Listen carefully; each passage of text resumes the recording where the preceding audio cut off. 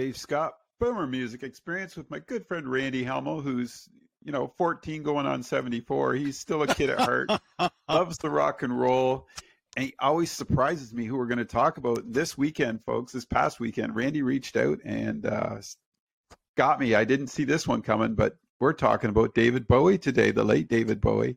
Randy, over the years, got to see the transformation from different characters, from Ziggy Stardust right through, and today he's going to educate us on David Bowie. Take it away, Randy. Thank you very much, Dave. Well, first of all, we're going to start with David Bowie's early life, and that began on January the 8th, 1947. In Brixton, London, he was born. David Robert Jones. Now, his mother, Peggy Burns, she was born on October 2nd, 1913, in Shorncliffe Army Camp, which is near Sheraton, Kent. Now, his paternal grandparents were Irish immigrants who had settled in Manchester. His mother worked as a waitress in a cinema in the Royal Tunbridge Wells, and his father, Haywood Stanton John Jones, who was born on November the 5th, 1912, he was a promotions officer for the children's charity called Bernardo's, and that was big back in England during that time. Now, the family, they moved to 40 Stansfield Road, which is kind of between Brixton and Stockwell, in the south part of London. Bowie, he attended the Stockwell Infant School until he was 6 years old. I didn't know there's an infant school, but maybe back then. So like a preschool. During those years at the infant school, he acquired a reputation as a gifted, single-minded child and a defiant brawler. Okay, that kind of sets the stage.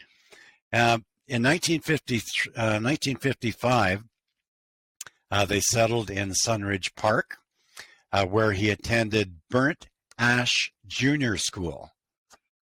Burnt Ash. Okay, that's a different name for a junior school.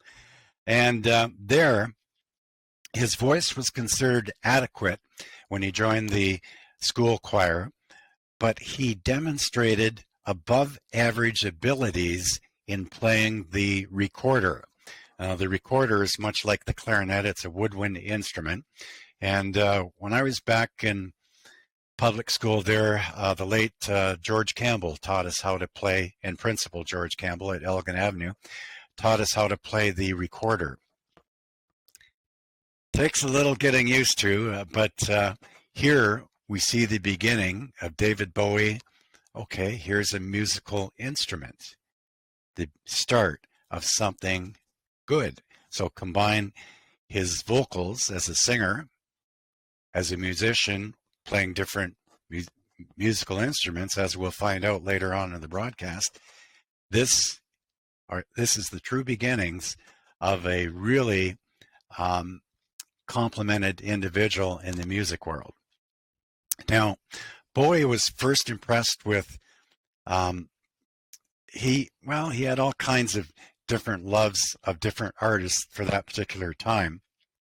But it was during a dancing interview program that he was introduced to movement, to music, and his teachers, they called his interpretations of his early dancing career vividly artistic, and his poise as a dancer was astonishing.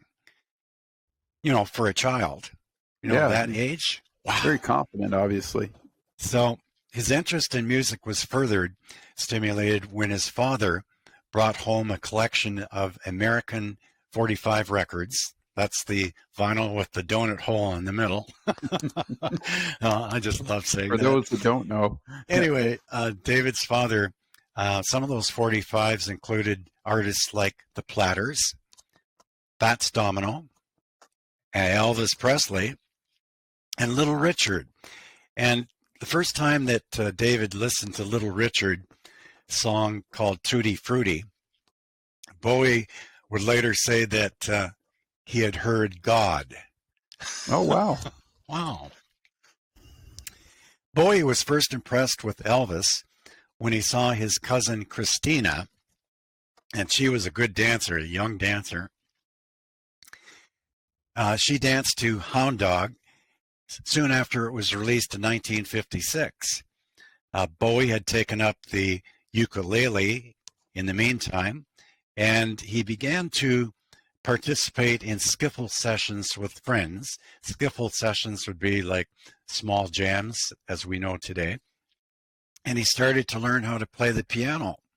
So here again, he's getting into learning these different musical instruments.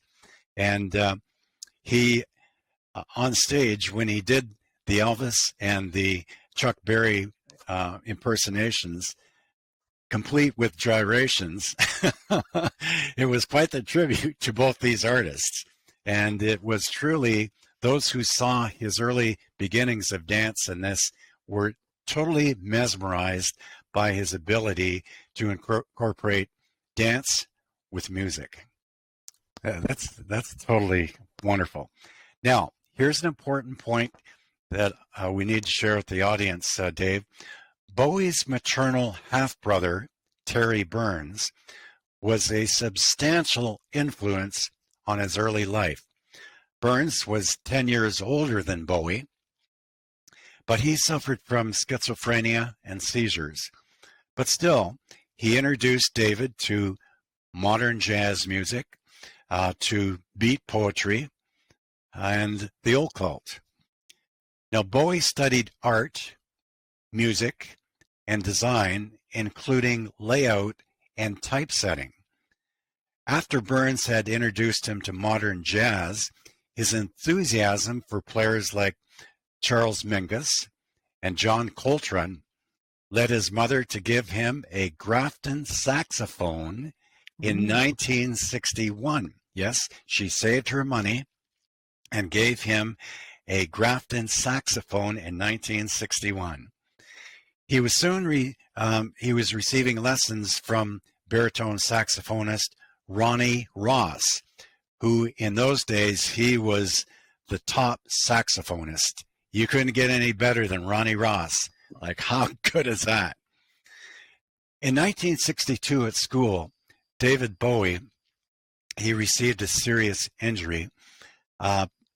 His buddy George Underwood punched him in the left eye during a fight over a pretty blonde girl. Oh dear. So after a series of operations during a 4-month hospitalization, the doctors determined that the damage to the left eye could not be fully repaired. So Bowie was left basically with a faulty depth perception in his left eye. But however, that did not stop him from becoming the musician and the artist that he became. Let's take a look now at the years from 1962 to 1967. Bowie formed his stepbrother. I had read a piece on that as well, and I found that really intriguing. Mm-hmm. That he had a lot of influence on a young David Bowie. You're right with the musical interpretation and other aspects of life. And it sounds to me, I think you're going to touch base on it later too, that had influence all the way through Bowie's life. And I think we kind of, that's part of I did not know that story until I did some research on it as well. And I found that just intriguing that, boy, that was a part of Bowie that we didn't know much about, wasn't it? Absolutely, Dave. Got that right on the mark. Yeah. So David Bowie, he formed his first band called the Conrads back in the 1962 at the tender age of 15 years young. Playing guitar-based rock and roll at local gatherings, the Conrads, they did a lot of youth gatherings, of course, but they also did weddings. Wow, that's interesting. The Conrads, they had a varying lineup between 4 and 8 members. And when Bowie left the technical school, Following that year, he informed his parents that his intention in life was to become a pop star. Period. Okay, well, his mother wasn't too happy with that. She enrolled him in an electrician school, which he didn't go to. Bowie left the Conrads, and then he joined another band called the King Bees. Now, he wrote to the newly successful washing machine entrepreneur John Bloom, and he invited him to do for us what Brian Epstein did for the Beatles. In other words, make $1 million more. Well, Bloom did not respond to his offer, but what he did do, he referred David Bowie to Dick James' partner, Leslie Kahn. And that led Bowie's first personal management contract. This was the start of it right there. And Kahn quickly began to promote David Bowie. So his debut single was Lisa Jane, and that was credited to Davy Jones with the King Bees. This song, Dave, it was not commercially successful. And so anyway, Bowie quit the King Bees. Well, second band he's quit. And then, less than a month later, he joined up with the Manish Boys, another local English band. They were more kind of like a blues band. Okay. So they incorporated some blues, some folk, and some soul. That was their music genre. So he did a little bit of time there. Then he left that band to join another band called Lower Third. Okay. Here again, this was kind of a blues trio band. And they were strongly influenced by The Who. And they were, as we know, were an exceptional rock band in England in the 60s and 70s. So is he playing saxophone and doing lead vocals at this time, or is absolutely, Dave? He was doing his saxophone stint and also lead vocals. Like David Bowie, at the early beginnings, was quite a versatile performer in many different areas that a lot of the pop stars that we knew growing up with would never even have ventured into. Basically, they stuck to the vocals and maybe writing a little bit, but not into playing as a musician, playing numerous instruments, and learning them well to perfection. But David had an acting career too. He did some acting on the stages. He did a few TV cameos. And it was said that had David Bowie not pursued the music career for his lifetime work, he would have become a very, very successful actor. Wow. How good is that? Anyway, we now move along to the years from 1968 to 1971. This is the Space Oddity to Hunky Dory. And both those songs were hits, of course, by David Bowie. And that was kind of his first real defining character too, wasn't it? Absolutely. Yeah. It kind of shook things up in the rock and roll world. We were coming. Yes, indeed. The peace and love of the 60s was kind of ending, and here's Bowie doing something futuristic, basically, is what people looked at it as Ziggy Stardust. Oh, yeah. And sort of riled the rock and roll world, didn't he? Exactly. Exactly. Yeah. On July 11th, 1969, of course, we lived those days of the first moon landing, and Neil Armstrong and the crew there. Well, Space Oddity, David Bowie's Space Oddity, was released 5 days ahead of the Apollo 11 launch, and it reached the top 5 in the UK charts 5 days before the Apollo 11 launch. That's pretty good. David Bowie's second album in November of that year was issued in the UK as David Bowie. And it caused some confusion because the earlier US release was entitled Man of Words, Man of Music, and it was re-released internationally in 1972 by RCA Records as Space Oddity. Okay. The album wasn't a commercial success, but still. Anyway, David met Angela Barnett in April of 1969. Very nice girl. He married her within a year. Now, her impact on him was immediate, and her involvement in his career was far-reaching, leaving Bowie's manager, Ken Pitt, with limited influence, which, well, as a manager, that would have been extremely frustrating for him. So, having established himself as a solo artist with Space Oddity, Bowie began to sense a lacking, like a full-time band for gigs and recording, people he could relate to personally. There was something missing there. He just wasn't quite there yet. So the band Bowie assembled, he assembled another band. Wow. And this was with John Cambridge, which is the drummer, Tony Visconti on bass, and Mick Ronson on electric guitar. So they became known as Hype, the band called Hype. Didn't know that. And Hype, they were a good band. They did a lot of touring together, and most importantly, they all got along. Yes, they all got along. The studio sessions continued with Hype and resulted in Bowie's third album, The Man Who Sold the World. And this would have been, the year would have been February of 1970 on that one.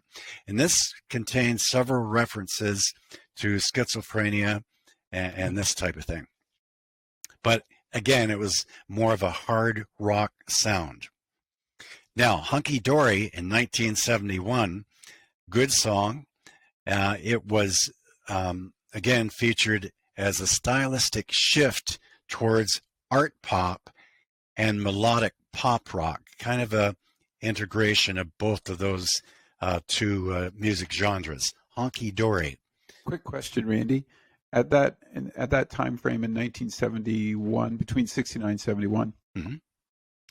Were you listening to Bowie? Did you hear of him? What were your first thoughts when you sort of came across this newfound artist from England? Did you actually even hear of him? Yeah, actually, the tune that really caught my ears was Space Oddity. Oh, really? And the reason for that was more or less because of the long introduction of the guitars. Mm-hmm. And then when Bowie first speaks into the mic, Major Tom, just you could feel right there you were with Neil Armstrong and the crew of Apollo 11 on the moon. Just really how he did that song and expressed it. The lyrics, you thought, okay, I can place David Bowie on the moon with the astronauts, Neil Armstrong, Buzz Aldrin, and the works. And there he was singing Space Oddity to the astronauts of Apollo 11. I know it sounds crazy, but that was the impression that David Bowie's song had on me. And it was his first big hit. Yeah. And it was a good one, too. It's all 5 minutes and 10 seconds. Yeah, I wondered what the relevance would be, in North America at the time, in Canada at the time, where you were living in southern Canada, in southern Ontario. It struck me as odd as like, okay, how does a young fella at that time, young male or female, mm-hmm. relate to this song? But yeah, thanks. I mean, that really puts it sort of into perspective for me. Absolutely, Dave. He was actually a legend in his time. Just unbelievable. That was very good. So they did in the early 70s, they did the Ziggy Stardust tour. That started in the UK. It continued in the US. Was a very popular tour. And of course, Honky Dory was one of their songs. And of course, Space Oddity, that was incorporated in their performances. But Bowie's love of acting, too, also led to his total immersion in the characters he created for his music.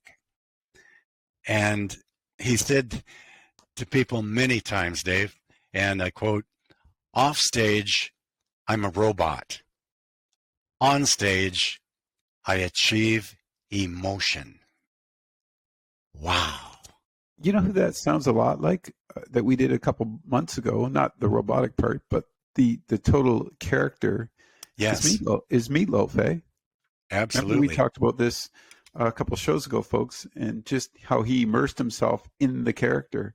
Mm-hmm. So, yeah, that makes a lot of sense now with Bowie too, because they just immerse themselves into it, right? They become that person. That's on right. Stage. Absolutely. Cool. Yeah.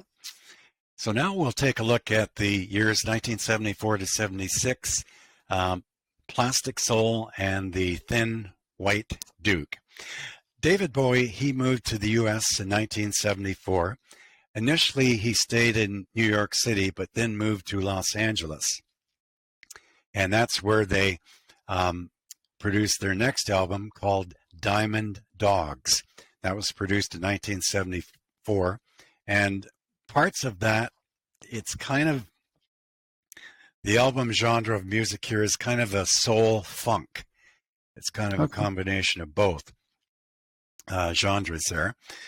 The album went to #1 in the UK, and it spawned one of his big hits, Rebel Rebel, and of course, Diamond Dogs, and #5 in the US. So that's not bad. To #1 in the UK market, #5 in the US. Yeah. Hey, we're doing pretty good here, doing good.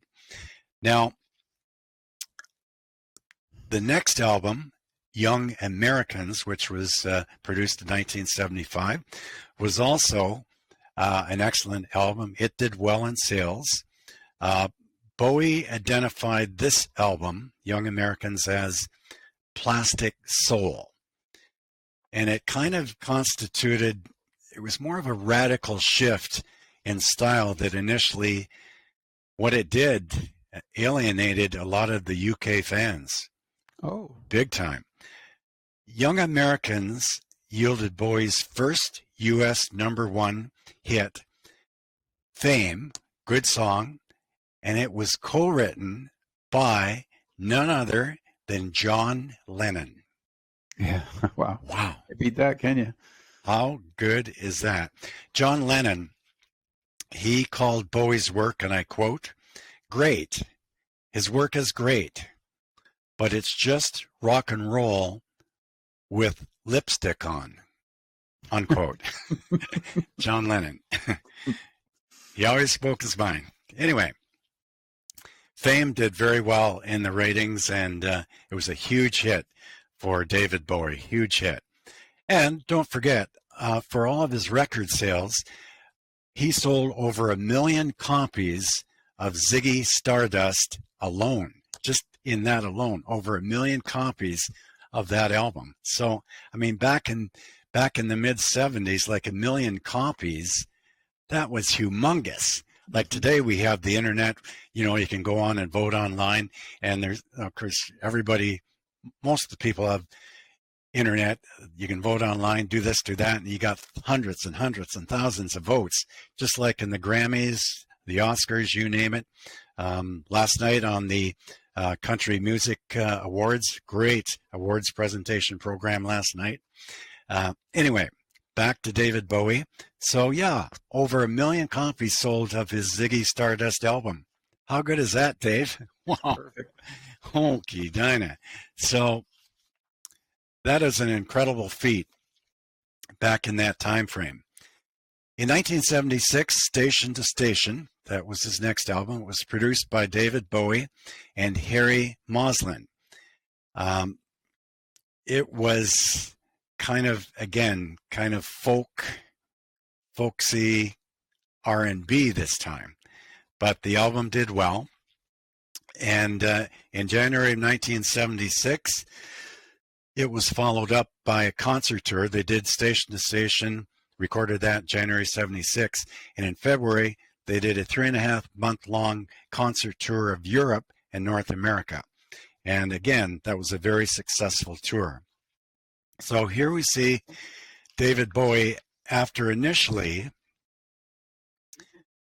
being with these bands, kind of tippy-toeing. Okay, well, he left that band, he left this band. Okay, well, I'll go to this band. He was kind of trying to think. He was trying to establish solid roots for one band that he enjoyed playing with.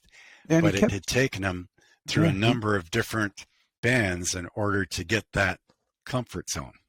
And the amount of the different genres he, played in, right? He kept changing sort of who he was as far as his music went and his characters, which would be really hard to find that perfect band because he seemed to want to experiment with everything as far as, like you said, there was some folksy sounds, there was some hard rock sounds, there was some psychedelic sounds. Like he seemed to be all over the board, which is really good if you're an artist and you can pull that off, because a lot of them can't. Yeah. We now take a quick look, Dave, the years 1976, 79. Before the end of 1976, David Bowie's interest in the German music scene was quite substantial. He moved to West Berlin to revitalize his career. And he began to focus on ambient music for the first of his 3 albums, and he produced what is called the Berlin Trilogy. And that was, again, an excellent album. Now, the album Low was produced in 1977, and it was partly influenced by the radio play by Bowie's songwriting expertise. And don't forget, aside from being an excellent rock artist, his inspiration, his songwriting abilities put him right up there with the best. So what an accomplished individual. Here we have him as a musician, we have him as a vocal artist, pop, rock, a little bit of soul, a little bit of R&B, and also he was an actor. So this is the whole ball of wax here right in one. Unbelievable. But so they continued. 1976, 79 were very successful years for them. We now hit 1980 to 88. This was the new romantic and pop era. Scary Monsters, great album, was produced in 1980. The number 1 hit from that album, Dave, was Ashes to Ashes, and that was a great song. And also, they had revisited the character on that tune of Major Tom from Space Odyssey. Now, as Ashes to Ashes hit number 1 on the UK charts, Bowie, he opened a 5-month run on Broadway on July 29th of that year, starring as John Merrick in The Elephant Man. So here we go. We're coming into the bit of acting. He's still recording. He's still making albums. Bowie paired with Queen in 1981 for a one-off single release of Under Pressure. Yep. And that, Under Pressure, great song, Dave. I think that's one of your favorites from David Bowie. Oh yeah, by far. Yes. Top, right there. I mean, how can you go wrong with Bowie and Queen? Oh yeah, exactly. It was a duet. It was a hit, and it became Bowie's 3rd number 1 single in the UK. But, paired with Queen. Wow. How good is that? Exactly. All right. We are rocking it. In March of 1982, a month before Paul Schrader's film Cat People came out, Bowie's title song, Cat People, was released as a single. It became a minor hit on the US markets, but in the UK markets, it was in the top 30. Cat People. Wow. Interesting. Yeah, I have to look that one up. David Bowie reached his peak of popularity and commercial success in 1983 with the single Let's Dance. And what a song this is. Even today, David, you'll see when I put on Let's Dance to any dance I'm doing or wedding I'm doing, it's automatic. That dance floor, it's filled to capacity. It's an automatic. It's what they call, it's a standard automatic crowd pleaser. So now I understand why you wanted to do David Bowie. It's Let's Dance. Yes, that's right. He's getting his plug-in, folks. That's Classy FM DJ service. So, Let's Dance. Yeah, so David Bowie's single there, Let's Dance, 1983, was a good one. And the album went quadruple platinum. Wow. And it spawned three singles, Modern Love, China Girl, and of course, Let's Dance. And those were three of David's biggest hits. China Girl, Modern Love, good songs also. Yeah. Is Let's Dance in your top five? Is it that? Yeah. Oh, it's right there, eh? Oh, okay. That understood. Definitely, yeah. And Under Pressure. Yeah. I would say Let's Dance, Under Pressure, Modern Love, China Girl. Those were the best of the best. Yeah. That was excellent. And just wanted to mention to the audience, Dave, on the playing of Let's Dance, the guitarist was Stevie Ray Vaughan. I know, eh? I did read that. That's crazy. Stevie Ray Vaughan. So, wow. We got to do a show on Stevie Ray sometime too. Yeah, that was excellent. So now we take a look at Tin Machine, the years from 1989 to 1991. Bowie shelved his solo career in 89, retreating to kind of a relative quiet life, kind of out of the scene. He just wanted to relax, get away from it all for a bit. And then late 89, he came back with the album Tin Machine. And this album here was the first album that he'd made in quite a long time, and it was successful in both the US and UK charts. So what they did, the album reached number 3 and went gold in the UK. It reached number 5 in the United States and went gold. Tin Machine's first world tour was a commercial success. And this was a wonderful tour. They did over 14 cities, and it was 7 months. 7 months. Wow, that's a huge commitment. Anyway, in October of 1990, unfortunately, Bowie divorced Angie, and he met Somali-born supermodel Iman. They were introduced, and in 2 years, he married her. Wow. Very good. So now we look at the 90s, the gist of the 90s. On April 20th, 1992, Bowie appeared at the Freddie Mercury tribute concert following the Queen singer's death the previous year. So he's back into it.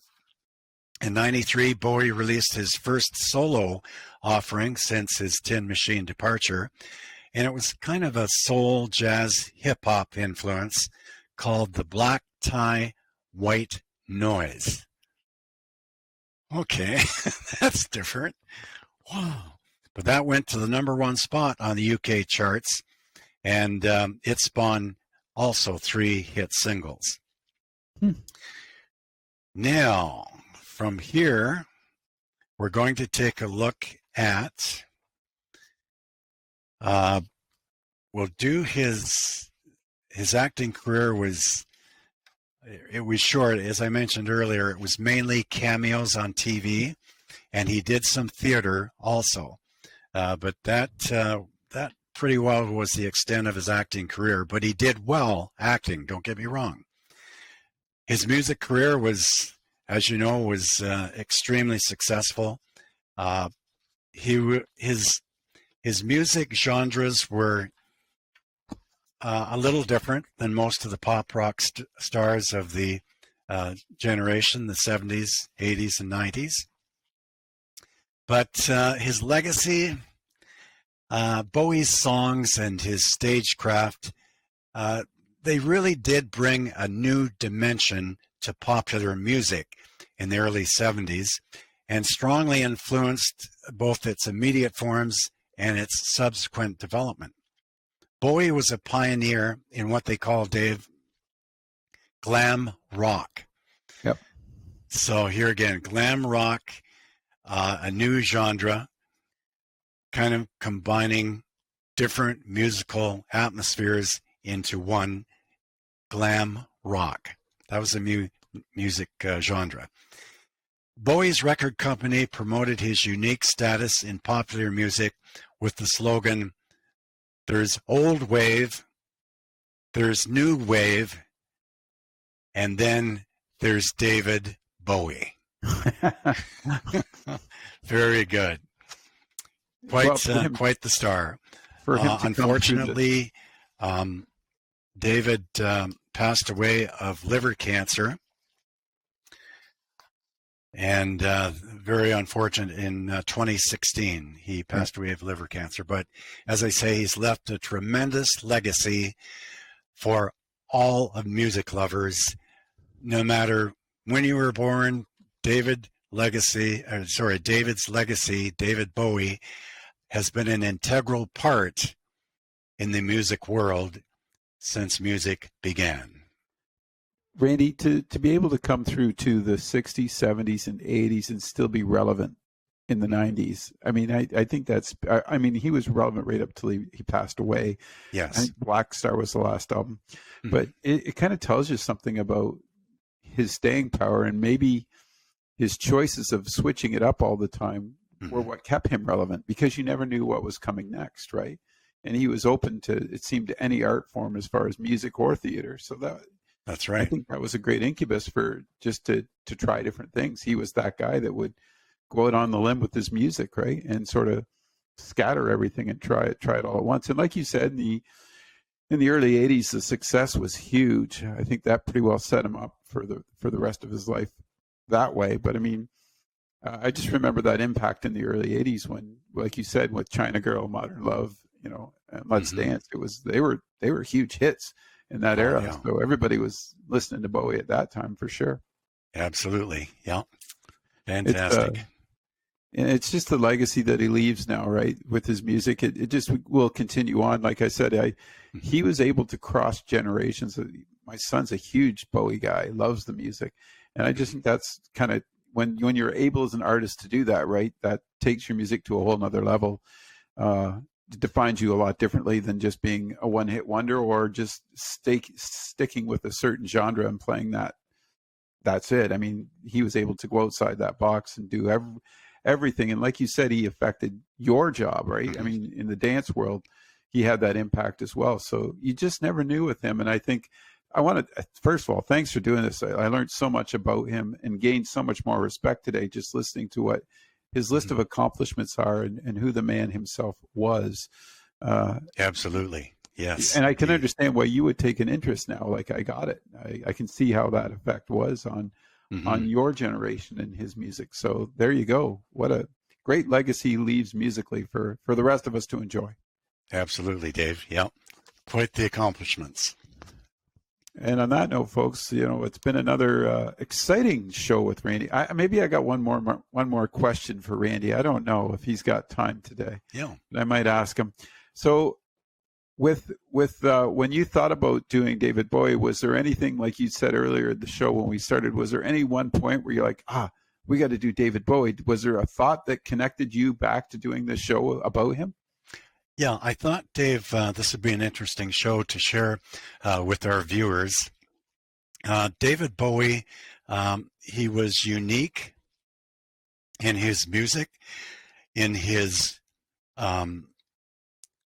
artistry of not only singing, but also producing, writing songs, into acting. He was an accomplished musician.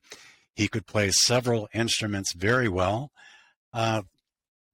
Something really interesting and unique, and he achieved tremendous success in his years in music as a musician, also as an actor, that a lot of other artists wouldn't even have gone into that area. So here we have an individual, complex, but very successful in all of his endeavors, and totally unique. And that really does bring a tremendous interest into the equation. Uniqueness, individuality, personified by perfection. Were you blown away when you heard Bing Crosby and David Bowie doing Little Drummer Boy? Absolutely, yes. You didn't see that one coming, did you? Der Bingo with David Bowie. I said, like, that's North Pole and South Pole, but no. And they did a wonderful version of Christmas there at the Little Drummer Boy and Peace on Earth.